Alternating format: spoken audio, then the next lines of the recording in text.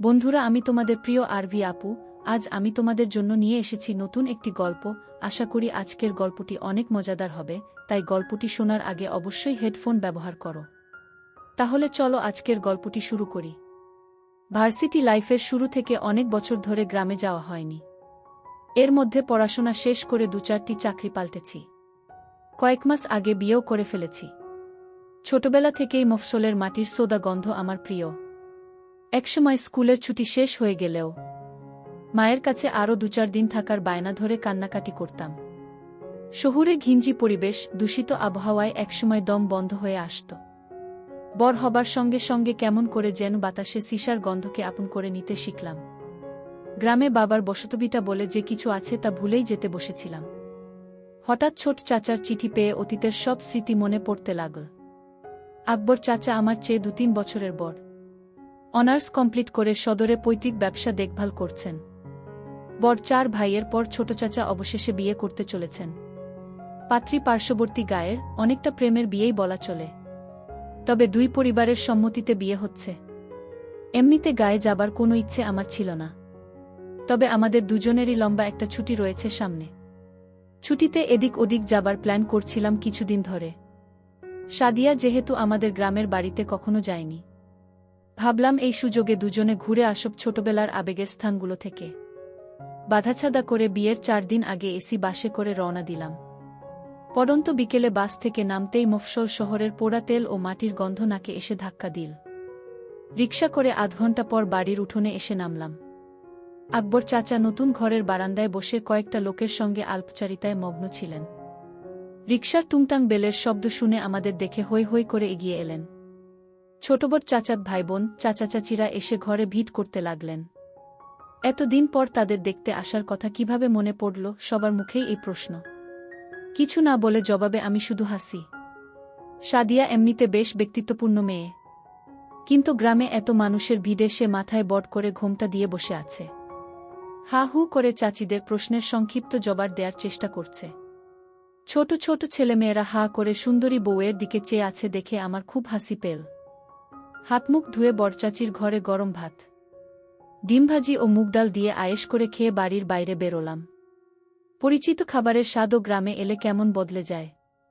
মাটির রাস্তায় পাশাপাশি হাঁটতে হাঁটতে বউ বলল, চাচির রান্না খুব ভালো হয়েছে। আমি সায় দিয়ে বললাম, ছোটবেলায় গ্রামে এলে সবসময় বড়চাচির ঘরেই খেতাম। উনি যা রাঁধেন সবই অমিতের মতো লাগে। পূব দিকে বিলের ধারে আমাদের জমিগুলোতে নানা ধরনের সবজির চাষ হয়েছে। বউকে ঘুরিয়ে ঘুরিয়ে সব দেখিয়ে সন্ধ্যার পরপর বাড়ি ফিরলাম। রাতে উঠোনে জ্বালানো আগুনের চারপাশে বসে অনেকদিন পর প্রাণভরে গল্প করলাম সবার সাথে। সাদিয়াও এর মধ্যে গায়ের সহজ সরল মানুষগুলোর সঙ্গে মানিয়ে নিয়েছে। রাতের খাবার খেয়ে 8:30টার দিকে চাচাতো ভাইয়ের দেখিয়ে দেয়া ঘরে এসে ঢুকলাম। বিয়ে উপলক্ষে অনেক মেহমান হাজির হয়েছে। আমার ঘরে 2 দিন আগে অন্য কোনো অতিথির ঠাঁই হয়েছে, তাই মেজো চাচার ঘরে আমাদের জায়গা হয়েছে। মেজো চাচার নতুন ঘরে ঢুকে দেখি আমাদের ব্যাগগুলো এখানে এনে রাখা।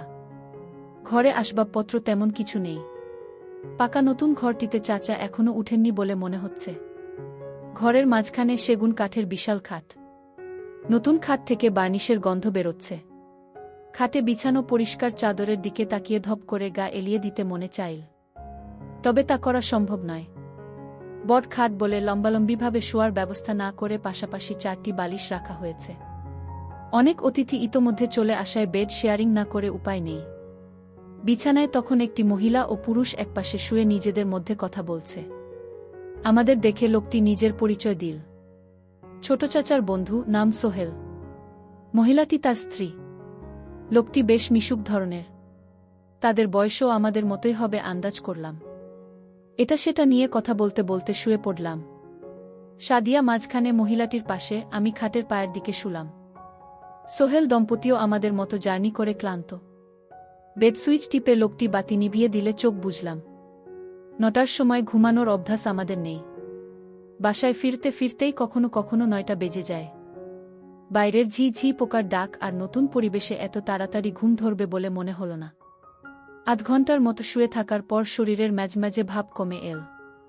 না ধরছে ঘুম, না গল্প করা যাচ্ছে বউয়ের সঙ্গে।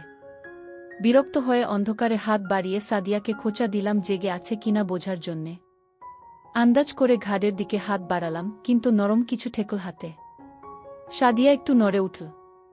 ক্লান্তিতে সারাদিন বউয়ের সঙ্গে কিছু করার কথা মাথায় আসেনি। হঠাৎ করেই প্রেমিক মন জেগে উঠল। হাত মুঠো করে শুরু করলাম। অন্য হাত রাখতেই সাদিয়া কাত হয়ে আমার দিকে ঘুরে এল। বালিশে মাথা ঘষ্টে ঘষ্টে বামে সরে এলাম। বউয়ের কপালে ঠেকল। গোল করে ঠান্ডা চকাস শব্দে খেলাম। মাথার উপর ঘটকটিয়ে ফ্যান ঘুরছে। আওয়াজ অন্যদের শুনতে পাবার কথা নয়। শেষবার যখন গ্রামে এসেছিলাম তখনও বিদ্যুৎ ছিল না। বছর 4 আগে পল্লী বিদ্যুতের আওতায় মানুষ কৃত্রিম আলো বাতাসের দেখা পায়। কপালের পর নাকের ডগায়। গালের মসৃণ চামড়া হয়ে সাদিয়ার শুষ্ক নরম ভিজিয়ে খেতে শুরু করলাম। খেতে খেতে বউয়ের বাম হাতের জোর বাড়ালাম। বউ নিজ থেকেই এক হাত নামিয়ে সামনেটায় হাতটাতে শুরু করল। কবজির চাপ পড়ায় গিট খুলে আপনা থেকে হটকে গেল। অন্ধকারে 2 আঙুলে খুলতে পারলাম না। নড়াচড়ার ফলে খাট মাঝে মাঝে ক্যাচকাচিয়ে উঠছে। অপর পাশে শুয়ে থাকা দম্পতিটিও সম্ভবত দেরি করে ঘুমিয়ে অভ্যস্ত। তারাও এপাশ ওপাশ করে ঘুমানোর চেষ্টা করছে বলে মনে হল। মুখ ছাড়িয়ে পেছনে সরে এসে হাঁটুতে ভর দিয়ে বসলাম। বিছানা থেকে নামতে নামতে ভাই বললেন, বাইরে যাবা? গেলা আসো। খাট থেকে নেমে স্যান্ডেল পায়ে দিয়ে তার পেছন পেছন বাইরে বেরোলাম। গ্রামে এলে আর যাই হোক বেওয়ারিশ স্যান্ডেল পেতে অসুবিধা হয় না। ঘরের পাশে উঠোনের এক কোণে দাঁড়িয়ে চাচার বন্ধুটি সিগারেট ফুঁকছে। আমি কাছে যেতেই গোল্ড লিফের প্যাকেটটি বাড়িয়ে দিল, সঙ্গে লাইটার। একটি শলাকা টেনে ঠোঁটে চেপে আগুন ধরিয়ে ভুস ভুস করে ধোঁয়া ছাড়তে শুরু করলাম। শেষ করতে পারো নাই? আঙুলের ফাঁকে সিগারেট রেখে আমার দিকে তাকিয়ে প্রশ্ন করলেন। হু। আমি বুঝতে পারলাম না। বুঝো নাই? হার্ট হয়েছিল তোমারটা, বলে আমার লুঙ্গির দিকে নির্দেশ করলেন। সুতি কাপড়ের সামনের দিকটা একটু বেশি উঁচু হয়ে আছে। ও হাহা, আপনি লাইট জ্বালিয়ে ফেললেন তাই? আমি বিব্রত ভঙ্গিতে হাসার চেষ্টা করলাম। No problem, what happens? আমরাও ভাবছিলাম তোমরা ঘুমিয়ে পড়েছ। কতক্ষণ ধরে করতেছিলা? এই তো কয়েক মিনিট। হাত দিয়ে অবাধ্য শাবল চেপে ধরতে ধরতে বললাম। উনি সেটি লক্ষ্য করলেন। চাপ লাগতেছে। আমি বউকে নিয়ে বাইরে দাঁড়াই, তোমরা শেষ করে আস। আরে না না, সমস্যা নাই ভাই। ভাইজের অতি উৎসাহ দেখে বিডমি খেলাম। আচ্ছা, সারা রাত তো বাকি আছে। হে হে বলেই বাম হাতে লুঙ্গির উপর দিয়ে নিজের শাবলটা কচলাতে শুরু করলেন।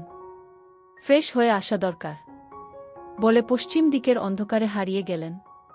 শুধু সিগারেটের আগুনের ছোট্ট বিন্দুটি চোখে পড়ছে।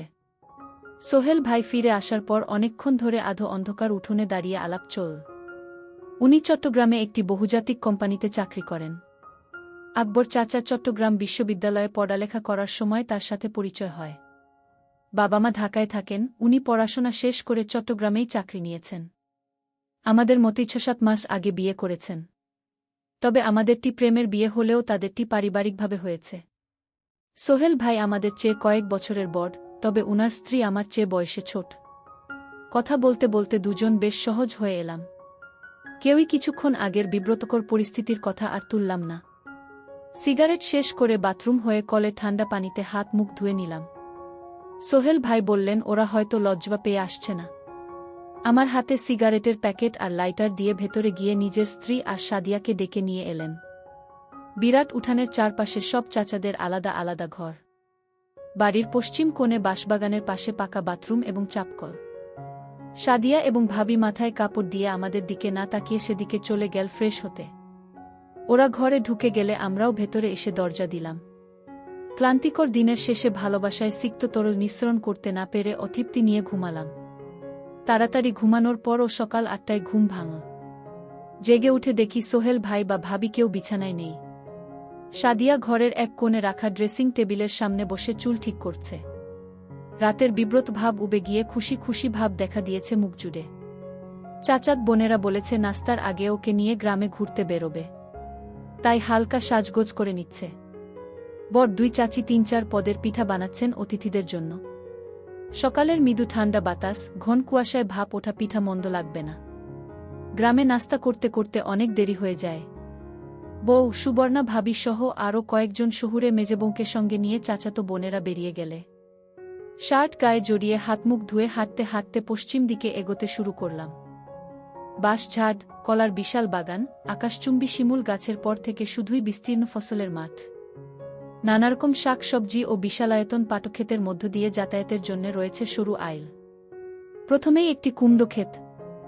এখানে এসে হাঁটা থামিয়ে সামনে পেছনে খুব মনোযোগ দিয়ে লক্ষ্য করলাম, কেউ নেই। মিনিট পাঁচেক পর দ্রুত পায়ে কারো আসার শব্দ পেলাম। হ্যাঁ, লুনাই আসছে।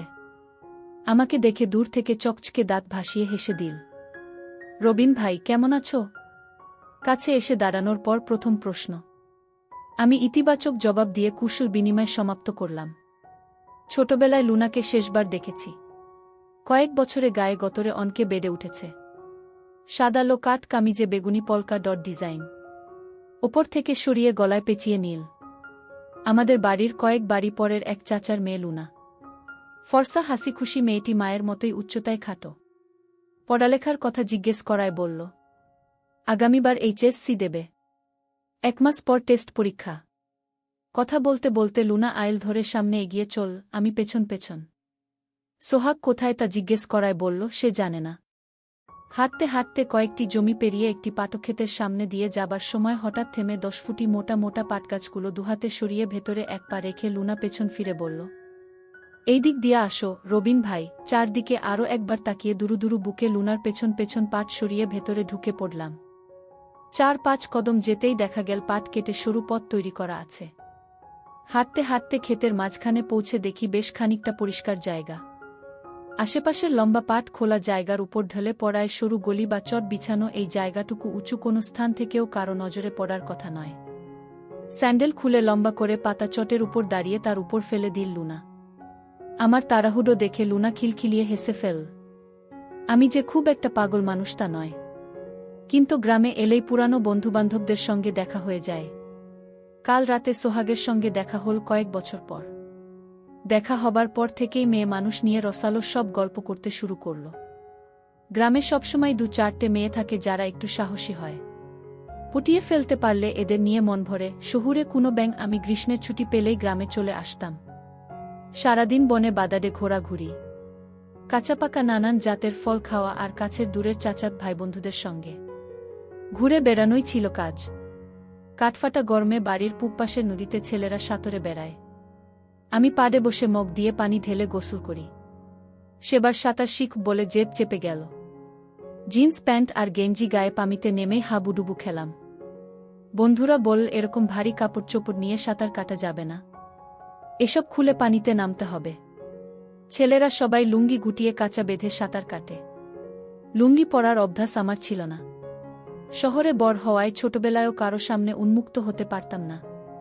সেদিন দেখা গেল জিন্স না খুলে সাঁতার কাটা সম্ভব হবে না। জেদ চেপে যাওয়ায় গেঞ্জি প্যান্ট খুলে নদীতে ঝাঁপিয়ে পড়লাম। নাকানি চুবানি খেতে খেতে প্রথম দিনই পানিতে ভেসে থাকার কৌশল অনেকটা আয়ত্ত করে ফেললাম। পাড়ে এসে উঠার পরপর ঘাটে দাঁড়ানো কিশোরী মেয়েরা আমাকে দেখে মুখ টিপে হাসতে শুরু করল। এত বছরে আমাকে কাপড় ছাড়া গোসল করতে দেখেনি কেউ। আজ সাঁতার কাটার লোভে দিগম্বর হয়েছি বলে বয়স্ক চাচিরাও কৌতুকপূর্ণ চোখে তাকান। কাপড় পরে বাড়িতে ফিরে আসার পর দুপুরে ভাত খেতে খেতে মেয়েদের হাসাহাসির কারণ বুঝতে পেরে নিজেকে আস্ত গাধা বলে মনে হল।